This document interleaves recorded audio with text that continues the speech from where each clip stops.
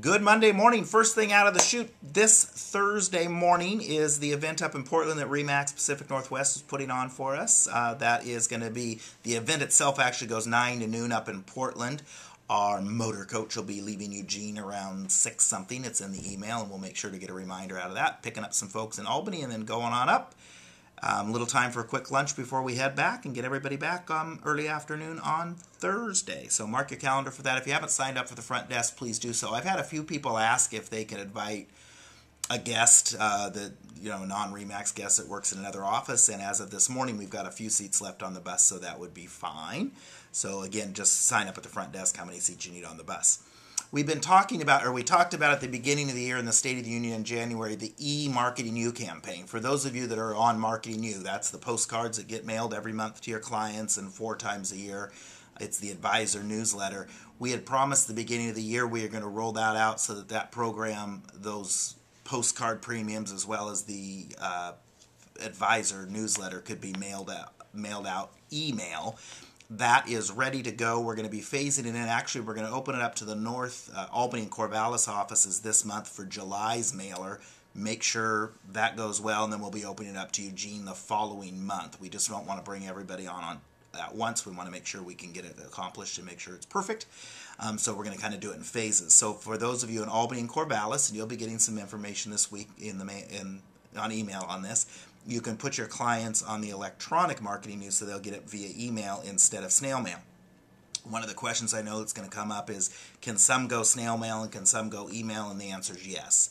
The one thing I want to point out is, don't switch everyone to email just because it's cheaper for you, because there is obviously some cost savings because it's not free, but there's not postage involved, so there's a substantial cost savings.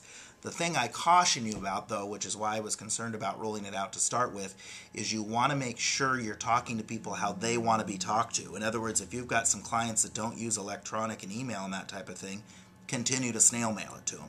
The one reason we've been slow to move to email is it's very easy, as you know, to delete emails a lot faster than it is to even throw away a postcard.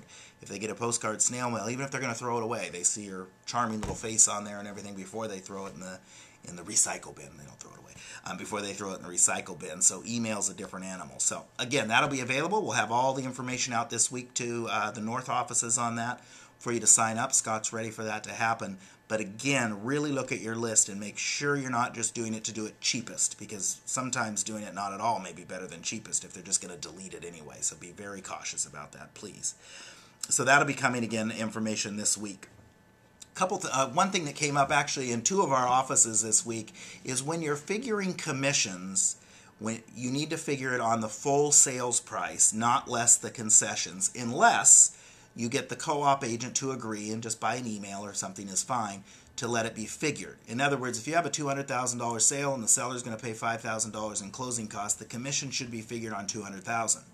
If you want to figure it on $195,000, which a lot of agents do, it's done all the time, every day. I think it's a great thing to do for your seller if you choose to do that.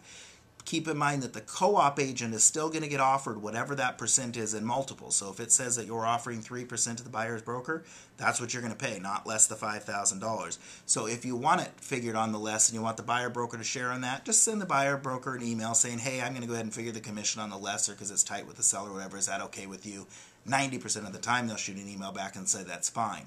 Keep in mind, though, they do have the right to be paid on the full sales price commission. I know tradition, a lot of people figure it on the lower, and 90% of the time the other agent doesn't say anything and it's all great and fine. But we've had a couple instances, again, just in the last 5 days, where we had agents from other offices throw a fit because they were going to get $90 less or something like that. So again, if you're going to figure it on the lesser amount, you be prepared to absorb that hit or get something in writing. It should not be on the sale agreement. The commission should not be on the sale agreement, countering back commission, how it's being figured, anything on the sale agreement. So I hope that's clear on that. Also, if it happens to you, because it does happen, where agents figure it on the lesser, before you throw a fit and decide if you're really going to go to battle with it, is it worth your reputation with another agent to fight over $90? You need to kind of give that some thought as well. Lots of birthdays. Arlene Cox in Corvallis is having a birthday tomorrow on Tuesday. Friday, Cindy Sparks here in Eugene's having a birthday, as is Wika, who's getting slimmer by the day. I don't know how she can lose more weight. week I'm going to push you down the stairs if you keep losing weight because you're going to beat me in The Biggest Loser, but you don't have any weight to lose anymore. Terry Cummings is coming up on Saturday with his birthday, followed by Sherry Smith on Sunday. Anniversary, Susan June on Saturday, celebrating her 9th anniversary with RE/MAX Integrity. And I have to give a plug. It's not an anniversary, but my son Drew, our tech assistant, a.k.a. Josh Jr., is going to be graduating high school. God, we hope. No, I'm kidding, Drew. I think Thursday night. So, Drew, congratulations. You made it through high school and you put up with your dad all these years. So that's all I've got for this week. I hope to see everybody Thursday on the bus.